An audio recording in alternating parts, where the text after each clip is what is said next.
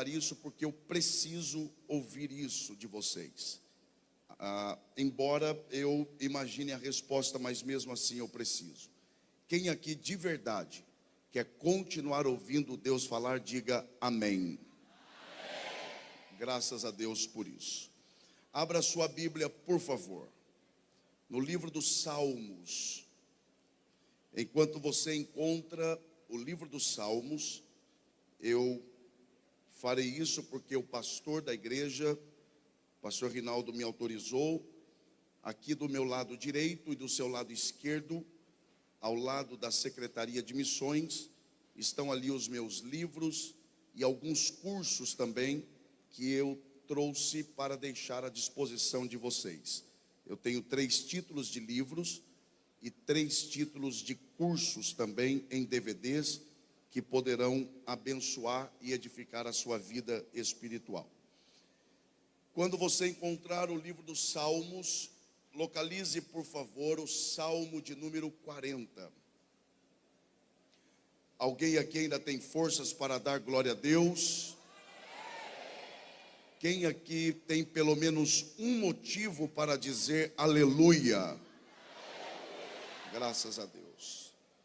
Livro dos Salmos, de número 40.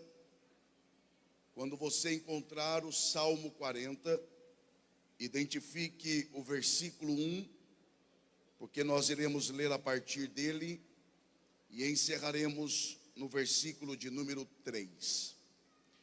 Os irmãos e as irmãs que encontraram Salmos 40, do verso 1 ao 3, por favor, se manifestem dizendo graças a Deus.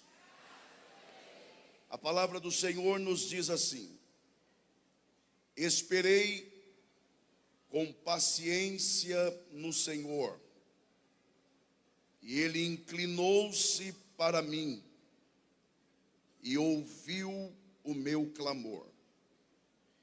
Tirou-me de um lago horrível, de um charco de lodo.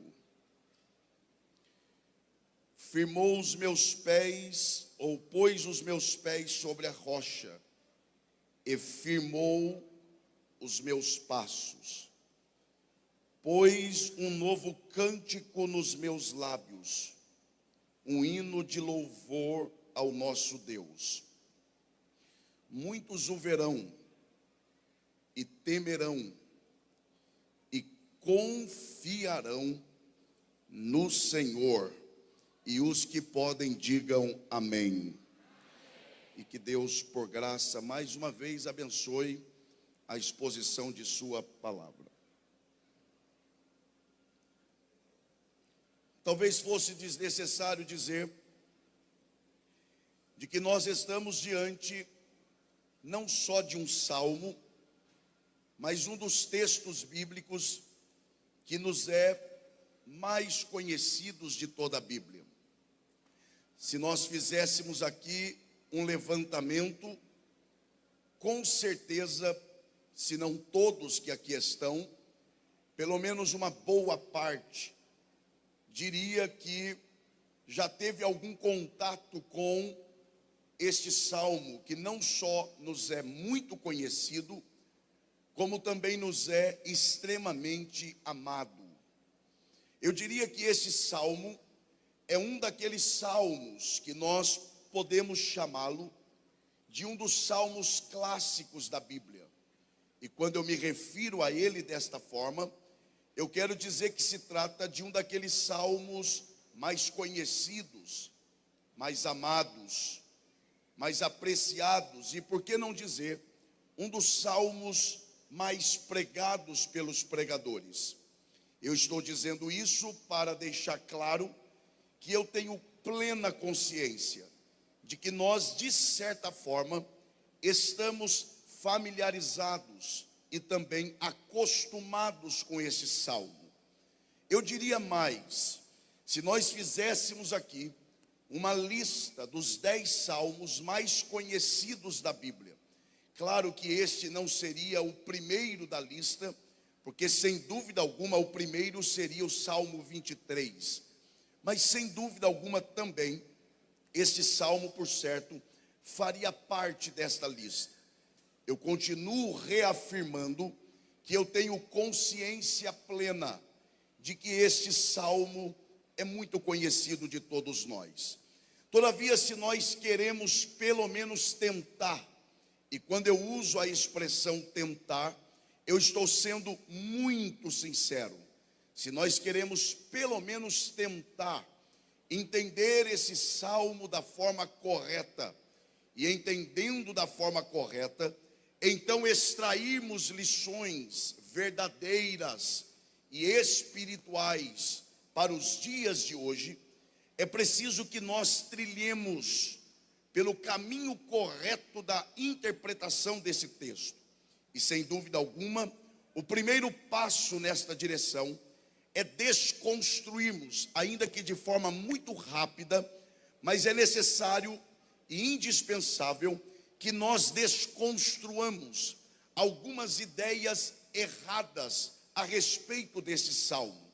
A primeira ideia errada que é preciso que seja desconstruída de nossa mente para entendermos esse salmo corretamente, é de que esse salmo, geralmente, ele é atribuído a pessoas que ainda não casaram. É muito comum, por exemplo, entre os cristãos, principalmente nós pentecostais, alguém perguntar: e aí, varão? E aí, varoa? Já casou? E aí a pessoa diz: não, eu estou no Salmo 40. E aí existem aqueles que estão há mais tempo na espera e dizem assim: eu na verdade já estou no 70. Apressa-te, Senhor, em socorrer-me. Mas na verdade, embora seja com tom de brincadeira, todavia é preciso que se destaque que este salmo, ele não tem absolutamente nada a ver com casamento. Ah, pastor Elias, mas isso é em tom de brincadeira. Eu reconheço e sei disso. Todavia, se nós não tomarmos cuidado, meus irmãos, todas as vezes que olhamos para um salmo tão rico como este, se nós não tomarmos cuidado, nós olharemos para esse salmo sempre com esta visão distorcida, e isso nos impedirá de extrairmos lições verdadeiras do salmo. A segunda ideia equivocada que precisamos desconstruir, se de fato queremos entender o texto, pelo menos tentando de forma correta, é preciso também que nós entendamos que quando o salmista escreve esse salmo, ele não está tratando de coisas desta vida. É muito comum também, eu falo isso porque eu cresci em ambientes de oração. É muito comum, por exemplo, em ambientes de culto, e principalmente de oração, se utilizar deste salmo para incentivar pessoas que estão esperando um milagre de Deus, inclusive na esfera terrena.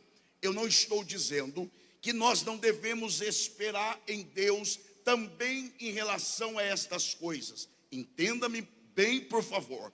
Todavia, eu não tenho autorização para dizer que quando o salmista, inspirado pelo Espírito Santo, ele escreve esse salmo para dizer que ele estava afirmando que ele esperou em questões desta vida.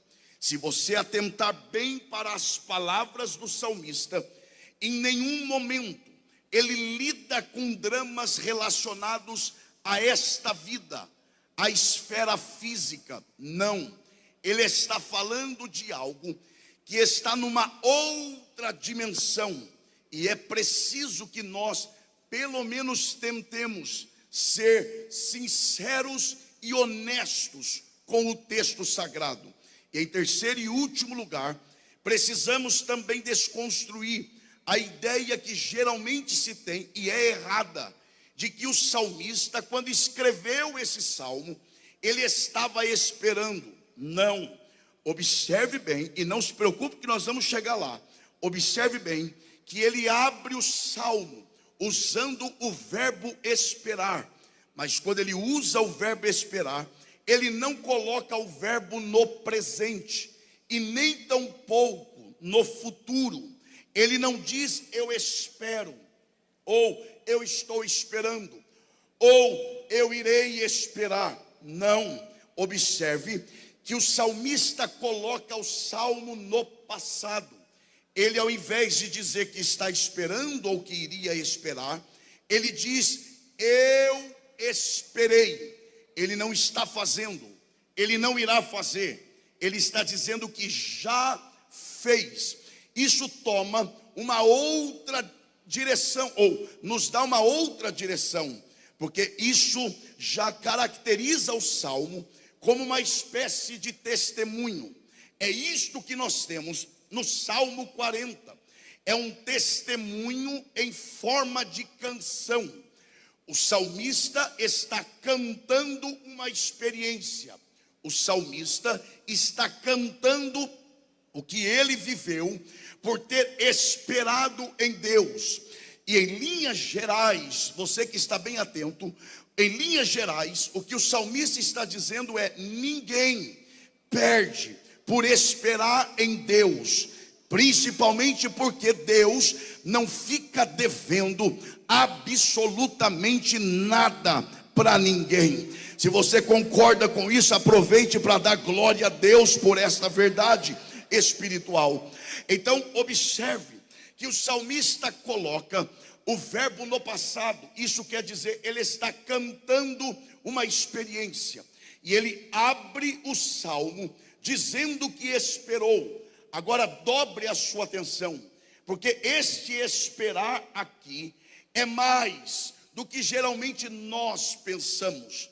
Porque geralmente, quando nós lemos uma palavra como esta na Bíblia, geralmente nós pensamos que se trata de tempo, ou seja, eu estou esperando, então tem um tempo entre o que eu desejo, o que eu peço e até Deus fazer. É verdade, esperar aqui também tem um significado de tempo, mas se você atentar para o texto, esta espera do salmista é mais do que tempo. Se você levar em consideração principalmente o lugar em que Deus o encontrou, quando ele o tirou de lá, você vai perceber que era lago horrível e charco de lodo. Se você levar isso em consideração, você perceberá claramente que esta espera aqui é mais do que tempo. Ou seja, além de tempo, esta espera era também expectativa. Ou seja, será que ele vem? Quando ele vier, de onde ele virá? Quando ele chegar, como ele estará? Quando ele chegar, será que ele fará alguma coisa por mim? Se ele fizer, o que será que ele fará em meu favor? Espera aqui, além de tempo, é expectativa, é ansiedade, é desejo ardente, é desejo fervoroso. Mas não é só isso. Se você continuar levando em consideração o lugar e a condição que o salmista estava, quando Deus o encontrou, você vai perceber que esperar aqui não era só um desejo ou uma vontade do salmista. Considerando que ele estava num lago horrível e num charco de lodo, você chega à conclusão de que ele reconhece, ao olhar para si mesmo, que ele não tinha condições em si mesmo de se autoajudar. Ele olha em volta, ele olha para onde os seus pés estavam, e ele chega à conclusão: eu não tenho condições, eu não tenho forças em mim mesmo para me tirar daqui. Logo, a única coisa que me resta é esperar que alguém que esteja numa condição melhor que a minha, alguém que venha de fora e que tenha força o suficiente para me tirar daqui com mão forte. O salmista aqui, ele claramente está dizendo: sabe por que eu esperei? Eu esperei não só porque eu quis, embora eu quisesse, mas eu esperei porque eu não tinha outra alternativa.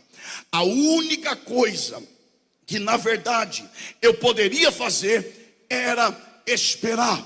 Continue atento como vocês estão, porque a espera do salmista não foi uma espera, e desculpa o vocabulário que é pobre mesmo. Observe que a espera do salmista não foi uma espera ignorante, cega, não. Foi uma espera inteligente, lúcida. Olha o que ele diz: eu esperei com paciência e esperei no Senhor. Ele disse: eu não só fiz a coisa certa, eu fiz a coisa certa, do jeito certo e no ser certo. Eu esperei com paciência e esperei pelo Senhor. Eu não tinha condições de me auto-salvar, de me auto-ajudar. Então o que me restou? Esperar com paciência por aquele que poderia me ajudar. E aí ele continua o testemunho. E ao continuar o testemunho, ele dizia: enquanto eu esperava, primeira coisa que ele fez, ele se inclinou para mim.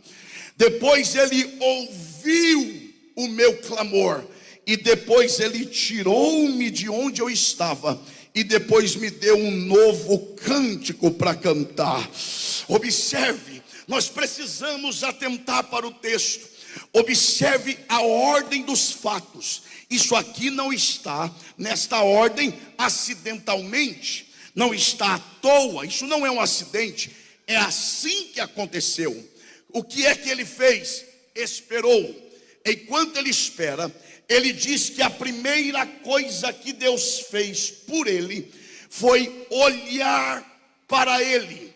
Agora observe um detalhe. Olha como ele se refere ao olhar de Deus. Ele não diz que Deus olhou, ele diz que Deus inclinou-se. O que é inclinar-se aqui? Inclinar-se aqui é literalmente olhar para baixo. Quem são as pessoas envolvidas no ato? Deus que olha e o salmista que é olhado. Observe então que os dois personagens aqui estão. E ele diz que quem olhou para ele, para olhar para ele, precisou olhar para baixo.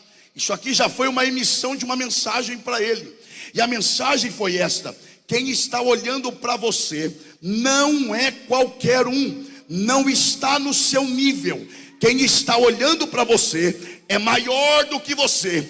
Ele é tão maior que você, que para olhar para você, ele tem que olhar para baixo, porque ele está acima de você. Tem gente entendendo a voz de Deus aqui. Aliás, o salmista, ele tinha muita consciência disso, porque em outra ocasião, escrevendo a respeito deste mesmo Deus que olhou para ele, ele vai dizer que esse Deus é tão grande, esse Deus é tão extraordinário, que quando ele quer olhar para o céu, ele olha para baixo. Eu fico impressionado com isso, porque quando eu quero olhar para as estrelas no céu, numa noite estrelada, é claro, eu preciso olhar para cima. E eu me pergunto, as estrelas estão do lado de fora ou de dentro do céu? Claro que é do lado de fora. Quando eu, mero mortal, quero olhar para o céu pelo lado de fora, eu tenho que olhar para cima. Esse Deus que é todo poderoso, ele é tão grande que quando ele quer olhar para dentro do céu, ele tem que olhar para baixo, porque ele está acima do céu, ele é maior do que o céu. E aí dá glória a Deus quem acha que tem que dar. Ele está acima de tudo e de todos. E o salmista diz: e ele olhou para mim, inclinou-se para mim. Só quem quer, para ser uma vez só, diga bem forte: olhou para mim. Eu acho isso lindo. Olhou para quem? Para mim. não olhou para o lugar, não olhou para a condição. Porque se Deus tivesse olhado para o lugar, Deus nunca teria ido lá. Mas Deus não olha para a situação, Deus não olha para a condição, Deus olha para a pessoa. Oh, glória a Deus. Deus não olha para a circunstância, Deus não olha para a lama que você está, não, Ele olha para você. Ele diz: independente do lugar que eu estava, Ele olhou para mim. E ainda bem, porque se Ele olha para o lugar que nós estávamos, Ele nunca teria nos tirado de onde nós estávamos. Mas graças a Deus que Deus é o único ser que consegue separar o que é pecado do que é ser humano. Nós não. Infelizmente passa alguém que tem problema com drogas, como que geralmente as pessoas dizem? Lá vai um viciado. Se passa alguém que tem problema com álcool, lá vai um alcoólatra. Porque nós não temos condições de separar o que é pessoa do que é pecado, o que é ser do que é ato. Agora Deus não. Deus, Ele olha e diz: não, lá não vai um viciado, lá vai um ser humano, lá vai uma criatura minha, lá vai alguém que foi feita à minha imagem e à minha semelhança.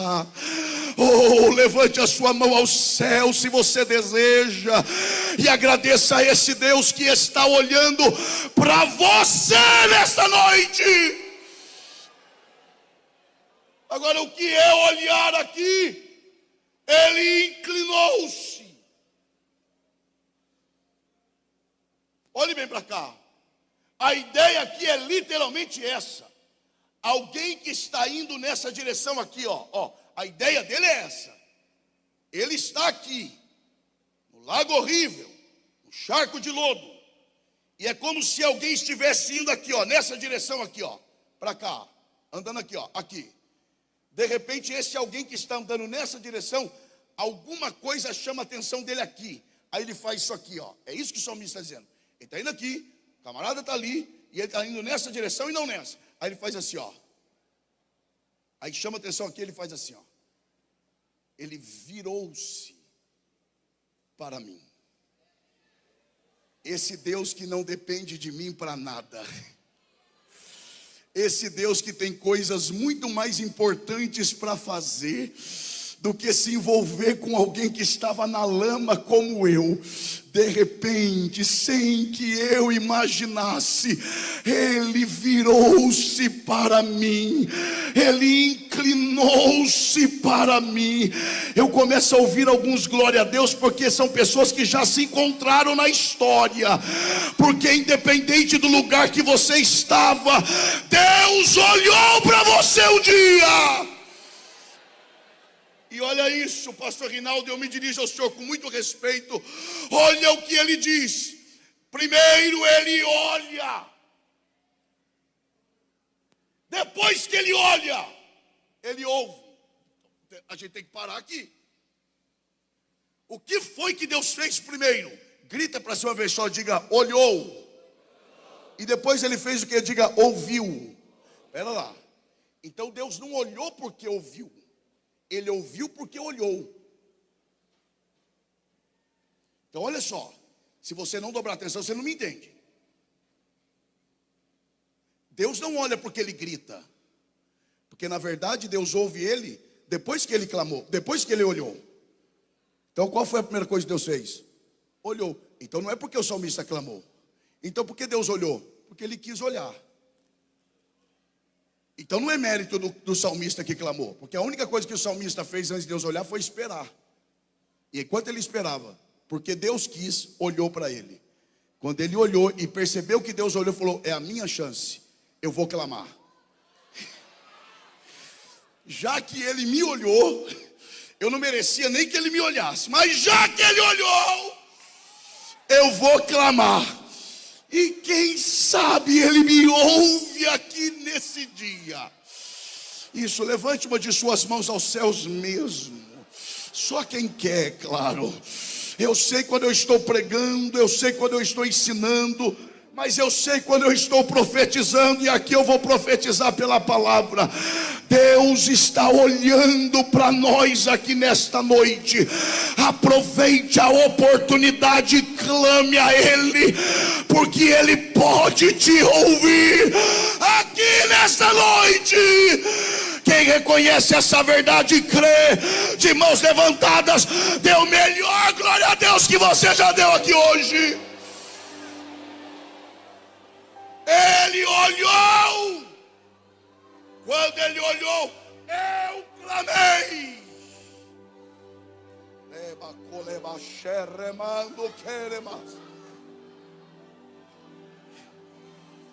A pergunta agora aqui, queridos e respeitáveis pastores, por que o salmista clama? Porque ele precisava. Não é só por isso. Porque ele precisava sair de lá, é verdade. Mas se ele tivesse perna suficiente, ele não clamaria. Ele sairia com as próprias pernas. Por que ele clama? Porque foi a última coisa que lhe restou. A voz.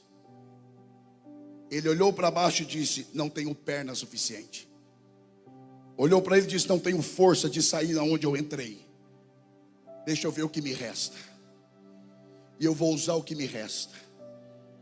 E quem sabe ainda, do pouquinho que me resta, Deus me refaz. O que me sobra? A voz. Então o que eu vou usar? O que eu tenho. Vou usar a voz. Deixa eu falar uma coisa a você, principalmente a você, que Deus tem um projeto na sua vida. Em quem Deus tem um projeto, geralmente chegarão tempos, se já não chegaram na sua vida, em que Deus esgota o homem. Quando eu uso a expressão esgotar, eu quero dizer que Deus vai tirando tudo que é base da sua vida. Ele tira o seu chão. Ele tira aquilo que te dá segurança. Ele tira aquilo que te dá tranquilidade humana.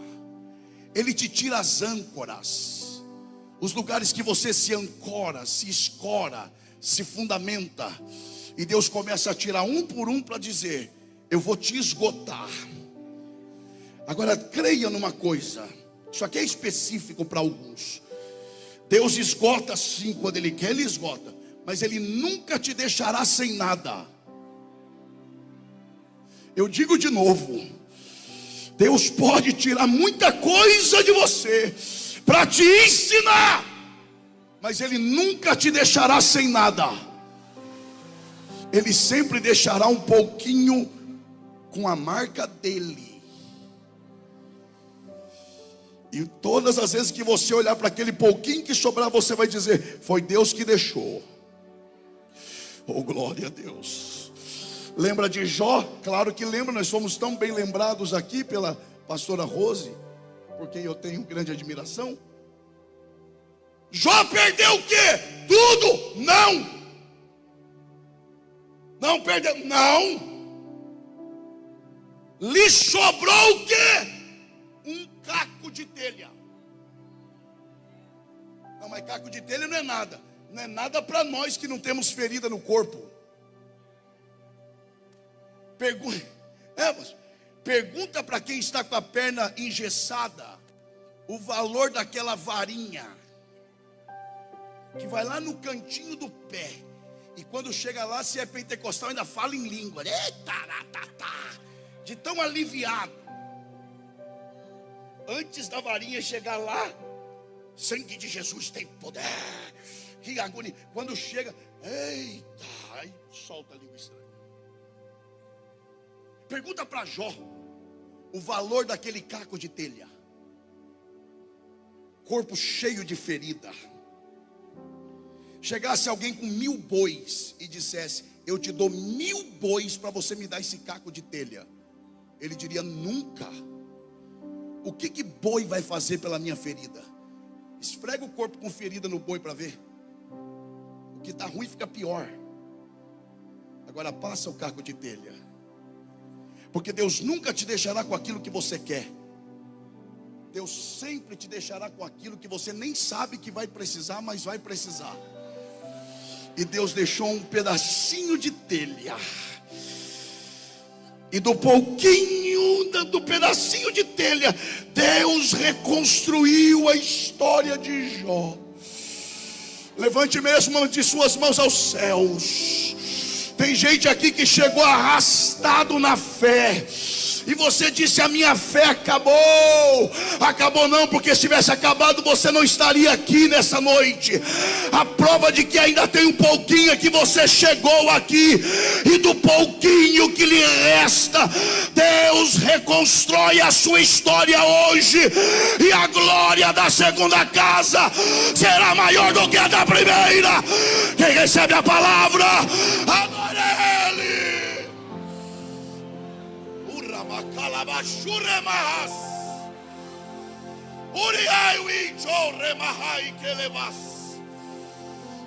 Onde está a mão que você levanta para adorar o Senhor? Onde?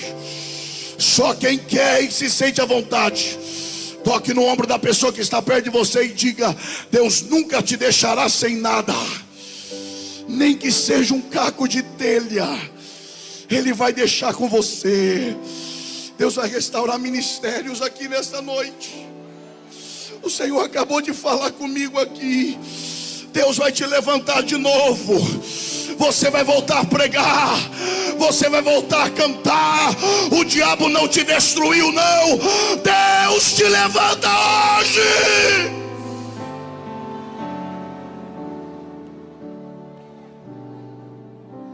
O remai.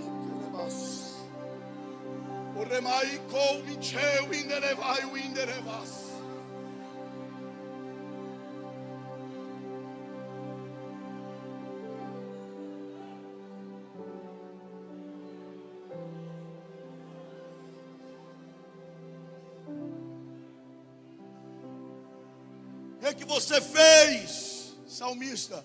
Só esperei. O que ele fez? O resto foi com ele. Ele olhou.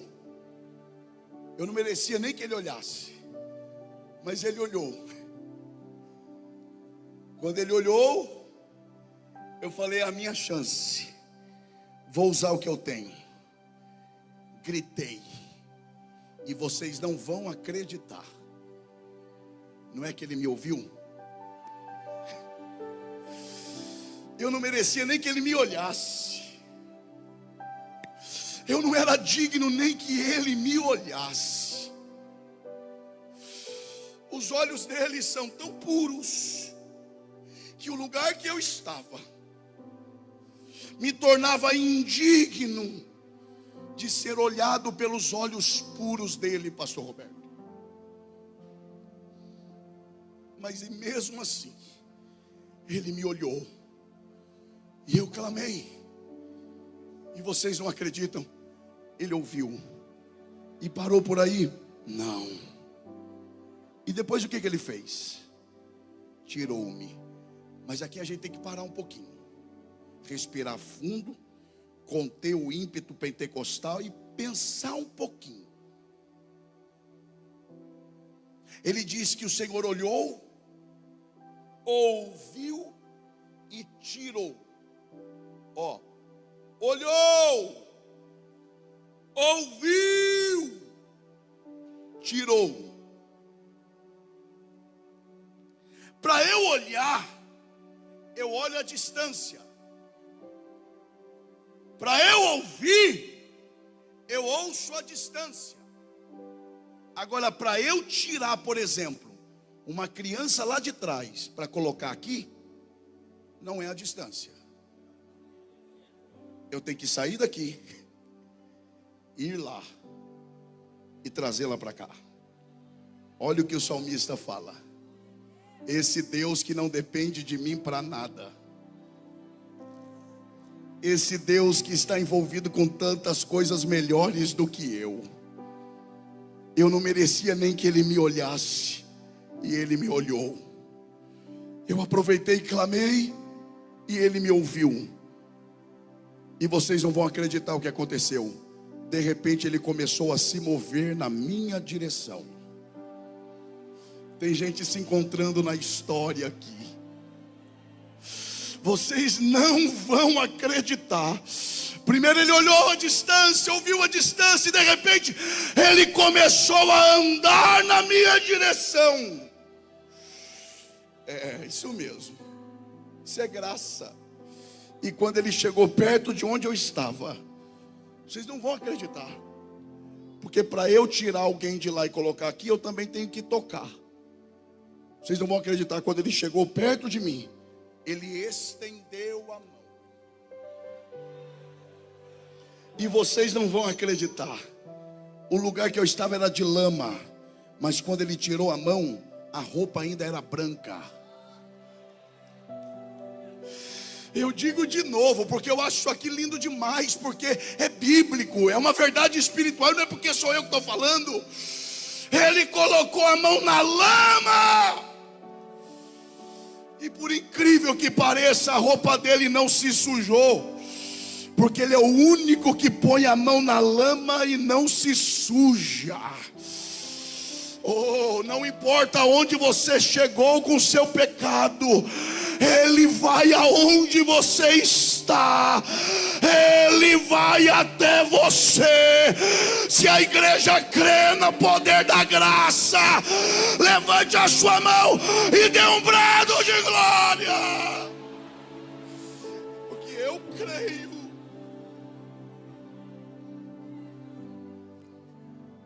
Estendeu a mão,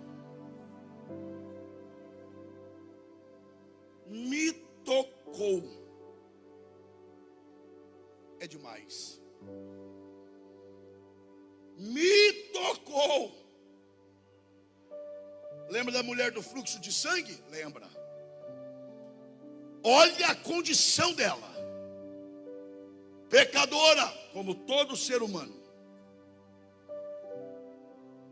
Doente. Fraca. Falida,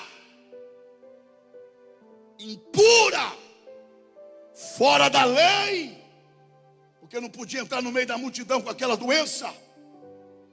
Ela diz, ela, não é ele, ela, mesmo sendo pecadora, do jeito que era, com tudo que ela era, olhe para cá, ela diz, se ao menos eu, não é ele, eu, tocar nele, não. Quem sou eu para tocar nele? Tocar na roupa? Não, não sou digno de tocar na roupa. Se eu pelo menos tocar na orla da veste dele, na franja, no que sobra da veste dele, não precisa ser nele, não precisa ser na roupa, é só no que passa perto do chão. Se eu, na condição que eu estou, sendo quem eu sou, só tocar no que sobra da roupa dele, eu serei curada. E ela foi. E tocou aqui, ó. Ele passando lá. Tocou nele, não é digna. Só no que sobra da roupa. Curada. Se ela, sendo quem era, estando como estava, toca no que sobra da roupa, foi curada. Imagina o que acontece quando ele toca em alguém. Você quer saber o que acontece?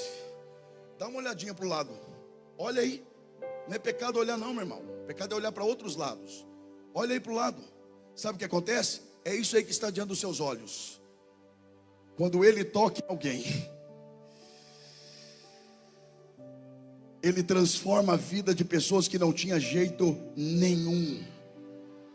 E ele vai lá, coloca essa pessoa em pé, abriu o chuveiro da graça, deu um banho de misericórdia, cobriu com o sangue do seu filho, te encheu do Espírito Santo e ainda prometeu: eu voltarei para lhes buscar. Quem tem esta certeza também, adore Ele.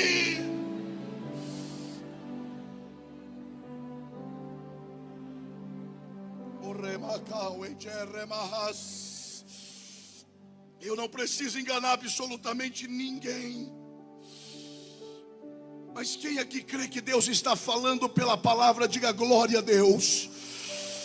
O Senhor acaba de ministrar ao meu espírito aqui agora. E se tem uma coisa que eu aprendi com os meus pais e os meus líderes que me formaram e que ainda me lideram, é para não mentir, principalmente em cima do púlpito, principalmente de uma igreja como esta. Mas o Senhor está falando ao meu espírito aqui nesta noite, que Ele está entrando em abismos aqui. Ele vai tirar pessoas que estão mergulhadas na lama, e Ele transforma a sua vida hoje. Dá glória a Deus quem acha que tem que dar glória a Deus. Tirou-me de onde? Não vou cansar vocês, mas deixa eu falar pelo menos mais esta verdade. Tirou-me de onde?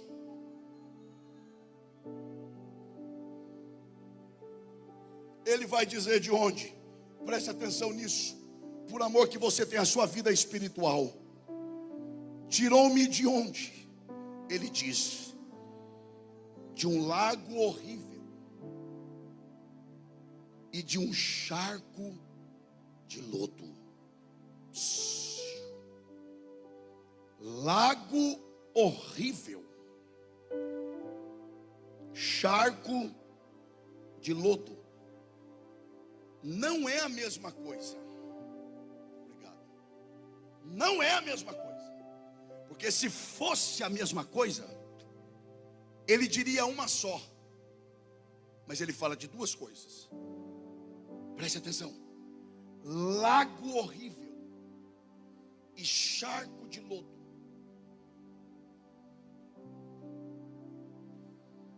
O que é o lago horrível?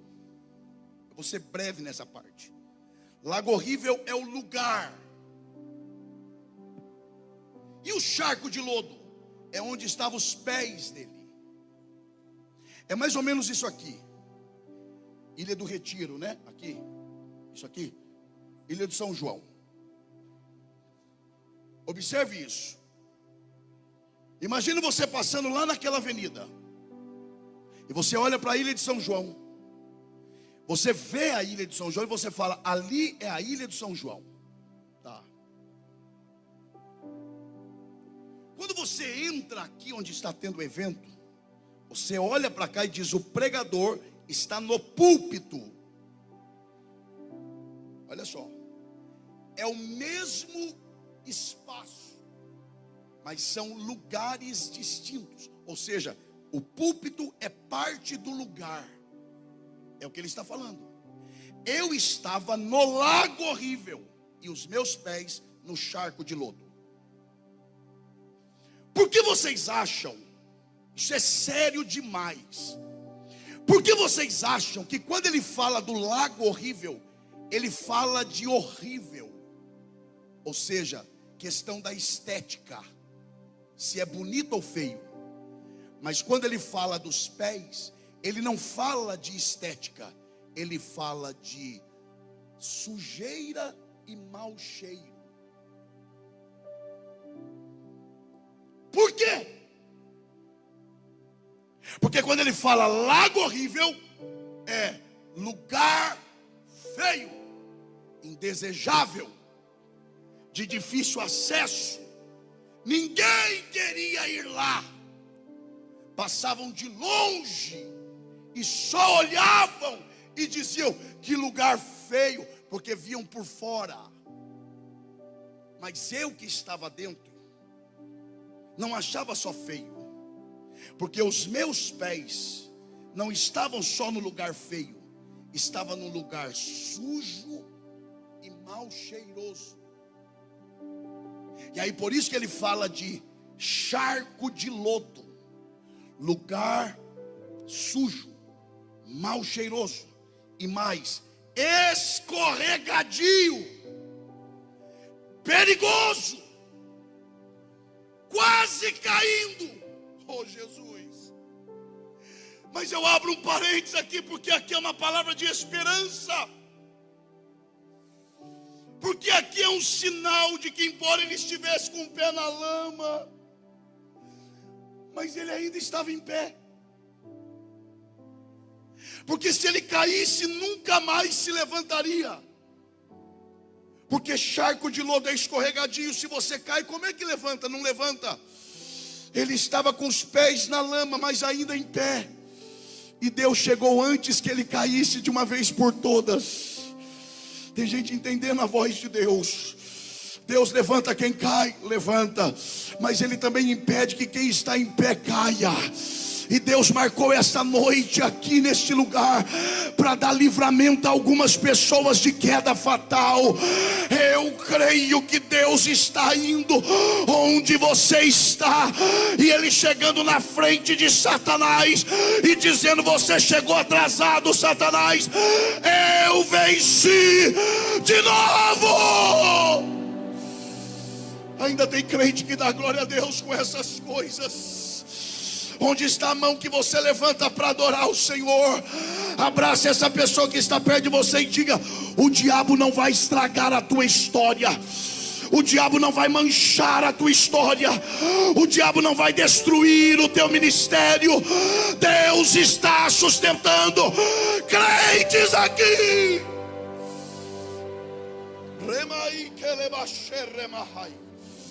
É mentira do diabo que ele vai te manchar.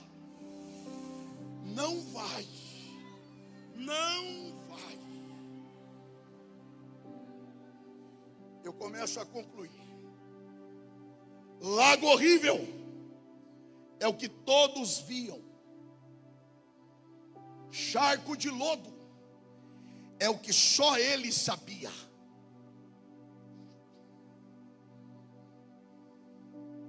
Digo de novo. Lago horrível é a parte externa. Charco de lodo é a parte interna. Lago horrível é o que todo mundo sabe, todo mundo vê. Charco de lodo é aquilo que só você sabe. Tem coisas que todo mundo sabe a nosso respeito. Quando vamos, quando voltamos, quando vamos à igreja, quando vamos trabalhar, quando vamos estudar. Olha lá, vai de novo. Isso todo mundo vê. Quando eu prego, quando eu canto, isso todo mundo vê. Agora existem coisas a meu respeito que só eu sei. Inclusive onde os meus pés andam. Que silêncio bom para falar isso. Existem coisas que todos sabem que você faz, mas existem coisas que só você sabe. Inclusive por onde os seus pés têm andado. Mas Deus marcou esta noite. Eu vou dizer de novo para ver se pelo menos mais um pentecostal reage. Deus marcou esta noite. E Ele vai te arrancar com mão forte. Pastor Rinaldo, eu estou sentindo muito forte a graça de Deus aqui. O Espírito de Deus está gritando no meu espírito. Eu estou dando livramento a crentes aqui de queda fatal. O laço foi cortado hoje. O laço foi cortado. Quem crê dê um brado de glória. Me tirou de lá e me colocou aonde?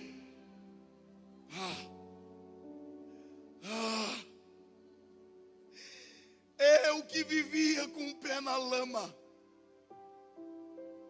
Vocês não vão acreditar. Enquanto Ele me transportava, eu pensava: para onde Ele vai me levar? No processo Ele me limpou. E de repente, me dê licença aqui, irmão Nicodemos. E de repente Ele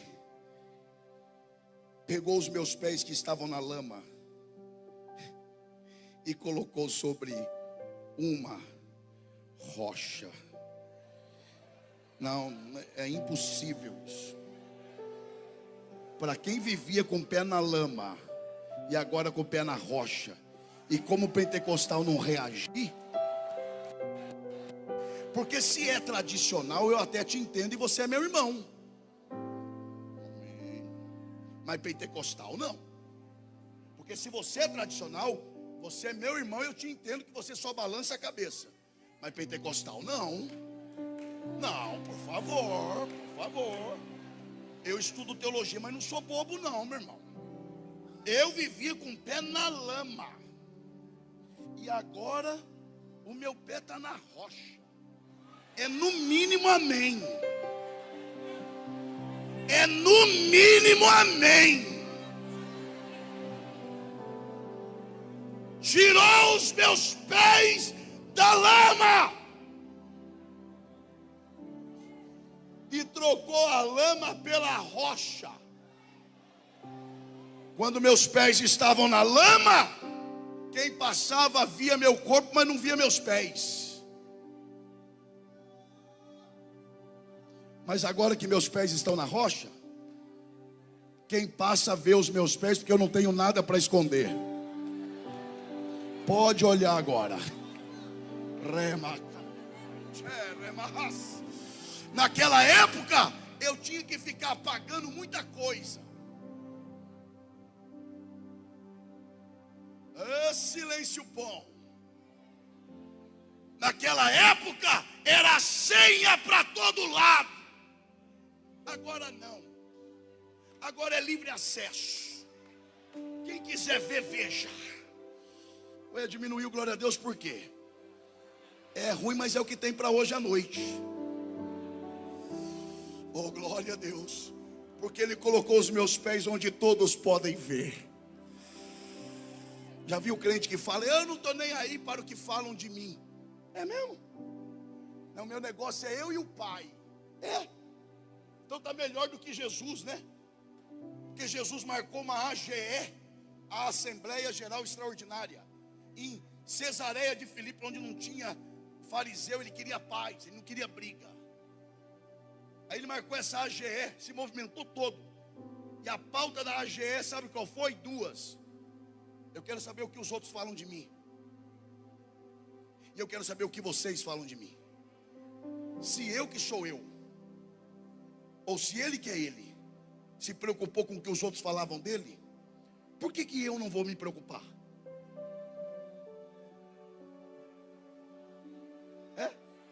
Pode saber, crente que fica com esse negócio: ah, eu não estou nem aí para o que fala. É porque tem coisa para esconder.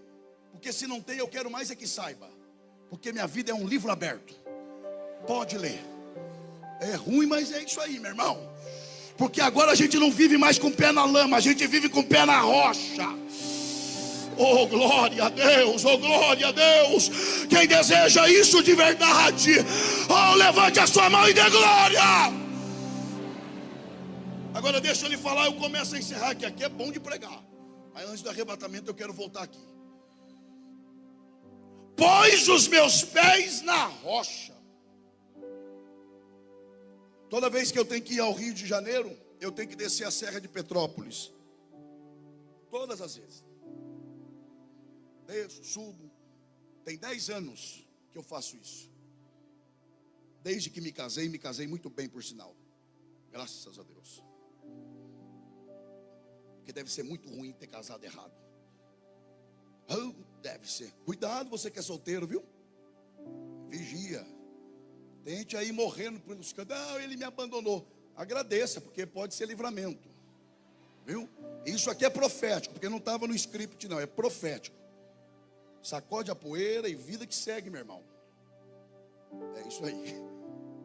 E aí eu sempre desço. E pastor, uma das coisas que me admira na Serra de Petrópolis são as rochas. Não só pela beleza, mas principalmente porque são 10 anos eu passando ali, e as rochas estão no mesmo lugar. E eu quero ver quem é que tira elas de lá. Tenta lá tirar. Tenta a sorte. Aí o salmista diz: eu que vivia com o pé escorregando, agora me colocou na rocha. Em outras palavras, Em outras palavras, quem quiser mexer comigo, vai ter que mexer com a rocha. Quem quiser me tirar daqui, vai ter que tirar primeiro a rocha. Ou você se esqueceu quem é a rocha? Deve ter esquecido. Ou você esqueceu quem é a pedra que se movia lá em Daniel no sonho do rei? Movia sem auxílio de mão de homem, porque Jesus, ele não depende de homem para se mover. Ele se move na direção que ele quer. Ou você se esqueceu quem é a pedra angular de esquina? Ou a pedra que só ela cabe ali? Ou você se esqueceu da promessa: eu edificarei a minha igreja, e sobre esta pedra, e as portas do inferno não prevalecerão contra ela. Eu termino. Eu edificarei. E que Deus me dê graça para falar isso aqui. Edificar é mais do que fundamentar. A fundação de um prédio fica debaixo da terra, onde os meus olhos não veem. Quando Jesus falou: eu edificarei a minha igreja sobre esta pedra, ele não estava dizendo só eu vou dar base, não. Além disso, ele estava dizendo: eu vou esconder a minha igreja. Eu vou colocar a minha igreja num lugar onde o diabo não vê, onde os demônios não chegam, e onde o pecado não tem força contra ela. Eu estou aqui na qualidade de profeta, aproveitando esse santo lugar, esse altar que é consagrado ao Senhor e que tem tanto alcance no Brasil e fora, para liberar esta palavra. Pode levantar quem for contra a igreja, podem aprovar o que for, mas a igreja está escondida. Quem é de Deus não é tocado, e o pecado não mancha a verdadeira igreja. Quem está debaixo dessa palavra,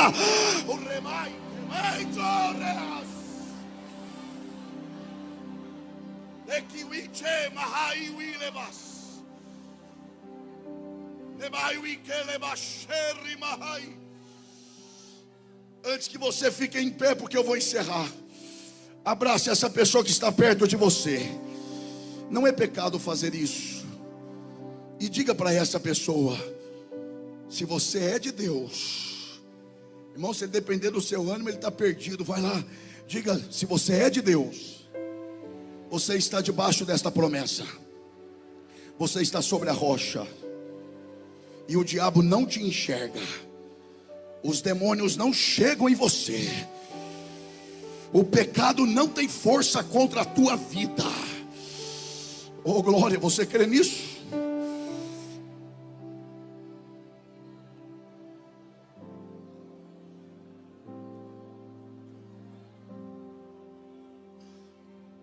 Este é o som de quem crê.